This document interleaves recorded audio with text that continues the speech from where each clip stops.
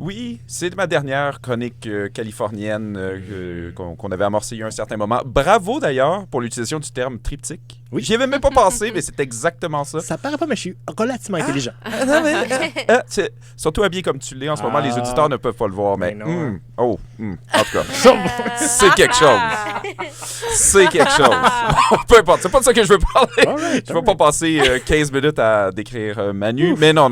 Pour finir cette chronique, c'est ça. J'ai parlé de l'omniprésence des voitures, j'ai parlé des parcs nationaux qui sont vraiment magnifiques, mais il faut parler aussi d'un autre sujet qui est assez frappant quand on arrive en Californie, quand on arrive sur la côte ouest, qui est vraiment la crise de l'itinérance dans les grandes villes californiennes, qui sont vraiment à un niveau complètement différent de ce qu'on peut voir ici ou même dans les villes de la côte est américaine. Quand on va à New York, oui, il y a beaucoup de sans-abri, puis on voit qu'il y a un grand problème d'itinérance, mais c'est vraiment pas au même niveau. La population sans-abri est vraiment super visible, puis c'est vraiment un problème qui est omniprésents dans les grandes villes, puis on les voit, ils sont vraiment, vraiment partout. Il n'y a que beaucoup d'espace, puis ils sont très nombreux, assez surprenants. Quand tu arrives là-bas, c'est quand même un choc. C'est vraiment difficile de pas voir la quantité de gens qu'il y a autour de toi, justement, par rapport à tout ça. Mais bon, ça se fait aussi un peu demander en même temps, est-ce que c'est un peu dans cette direction-là qu'on est en train de se diriger, nous autres, ici? Mais bon, ça, c'est une autre histoire. Oui, surtout particulièrement à San Francisco, Los Angeles, c'est sûr que c'est des rues entières, des trottoirs entiers qui ont été transformés en logements, en habitations pour des gens qui n'ont pas d'autres endroits où aller, des gens qui vivent dans leur voiture, des gens qui vivent dans des vannes, dans plein d'espaces qui sont occupés comme ça, mais vraiment dans quasiment, on dirait un quartier complet qui a été transformé comme ça, ou un parc complet, des villages improvisés, mais qui prennent vraiment beaucoup d'espace. Alors, question de parler un peu de ce sujet-là, j'ai décidé de faire une petite liste un peu de recherche par rapport à quelles sont les sources, pourquoi il y a autant de gens dans les rues de Los Angeles et de San Francisco, pourquoi est-ce que c'est aussi intense? Alors c'est sûr que quand on commence à regarder un peu ça, la première chose qui vient, c'est la même chose qu'on a ici, la crise du logement. Exact. L'économie californienne s'est développée quand même assez rapidement à un rythme plus intense que leur capacité de trouver des logements. Donc, pas assez de logements, beaucoup de gens, ça va pas super bien. Après ça arrive la crise du COVID. Bam! Les gens l'ont eu en pleine face. Il y a plein de gens qui ont perdu leur maison, qui ont perdu leur emploi, donc qui ont perdu leur maison, donc qui se sont retrouvés dans la rue. Et cette spirale-là a vraiment créé quelque chose qui est assez problématique. Et le prix des logements là-bas est ridicule, un peu comme l'équivalent à Vancouver pour le Canada.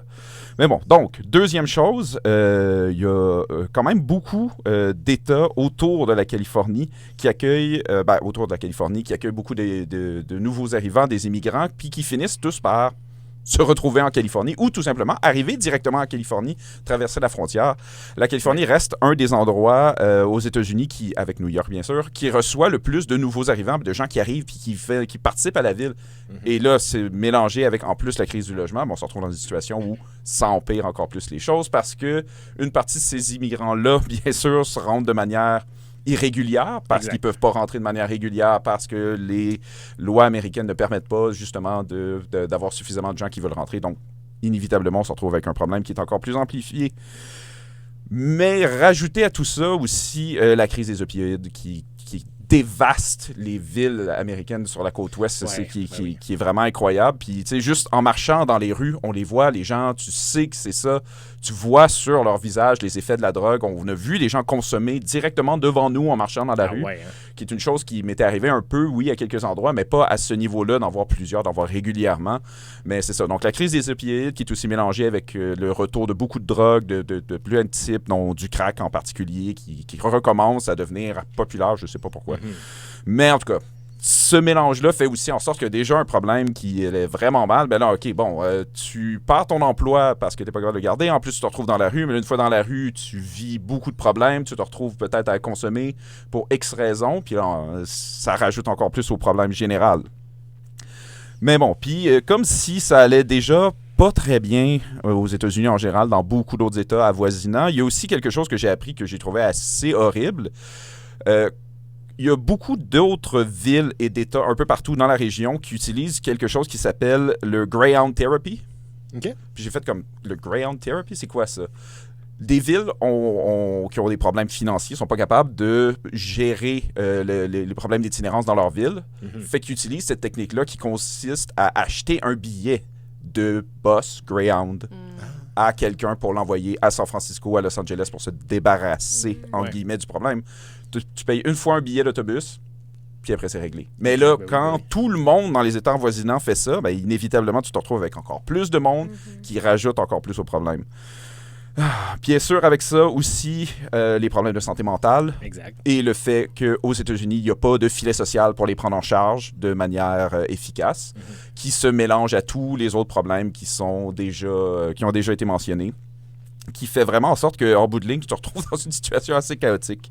Mais bon, mentionnons aussi juste simplement au passage que il fait quand même vraiment très beau en Californie. C'est comme un endroit où tu peux vivre à l'extérieur toute l'année, qui est une grande différence par rapport à ici, où nous, il faut toujours penser à l'approche de l'hiver, comme on est en train de le faire, de trouver des ressources suffisantes pour être capable de s'assurer que personne passe l'hiver dehors. Mais là-bas, tu peux vivre dans la rue, tu peux vivre à l'extérieur pas mal toute l'année, quoique c'est pas toujours super confirmé, juste pour le mentionner. Mais bon, en bout de ligne, c'est vraiment la combinaison de tous ces éléments-là qui crée un phénomène où tu te retrouves avec vraiment une population qui est démesuré par rapport à la quantité, plus bien sûr avec le renforcement des choses. Comme les gens vont à Los Angeles, à San Francisco, vivre dans la rue, ben, ils n'ont pas le choix aussi d'ouvrir des ressources. Donc, tu donnes des ressources. Donc, les gens savent qu'il y a des ressources, donc ils reviennent s'installer dans ces mêmes endroits-là. Puis en tout cas, tout ça pour dire que de toute façon, tu n'as pas le choix. Si tu ne l'utilises pas, si tu ne donnes pas de ressources à ces gens-là, après, le problème va être empiré, ça va être 15 fois pire. Mentionnons juste en terminant qu'il y a quand même des super belles initiatives californiennes pour essayer de régler ce problème-là, dont créer des villes complètes où ils encouragent beaucoup de gens qui étaient dans la rue à venir travailler pour construire la ville, mais après d'avoir des communautés de gens qui ont tous justement vécu dans la rue puis qui sont capables de se sortir ensemble puis de s'entraider.